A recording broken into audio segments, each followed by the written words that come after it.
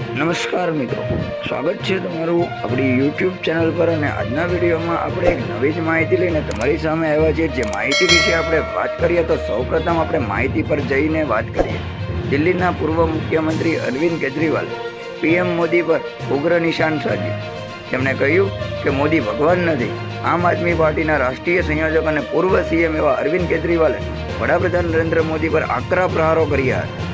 તેમના પર દિલ્હીનું કામ રોકવાનો આરોપ અરવિંદ કેજરીવાલ દ્વારા લગાવવામાં આવ્યો છે.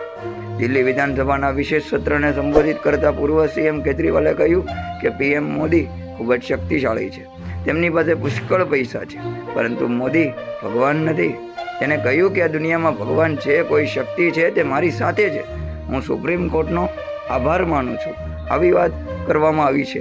સાથે સાથે અરવિંદ કેજરીવાલે એમ પણ કહ્યું છે કે થોડા દિવસો પહેલાં જ્યારે મેં ભાજપના એક નેતા સાથે વાત કરી, ત્યારે મેં તેમને પૂછ્યું તો તેમણે કહ્યું કે મારી સરકારને પાટા પરથી ઉતારી દીધી.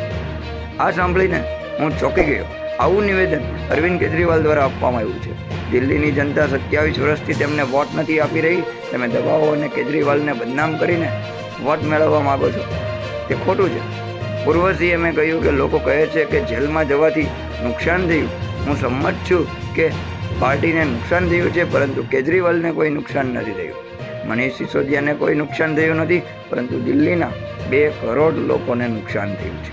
દિલ્હીની હોસ્પિટલોમાં દવાઓ બંધ કરી દેવામાં આવી હતી. થોડો ભગવાનનો ડર રાખો, કોઈનો પણ અહંકાર ટકી શકતો નથી. આવું નિવેદન પૂર્વ સીએમ દિલ્હીથી અરવિંદ કેજરીવાલ દ્વારા આપવામાં આવ્યું છે. મિત્રો, આવી જ માહિતી હર હંમેશ આપણી ચેનલ ઉપર પ્રસારિત થતી હોય છે.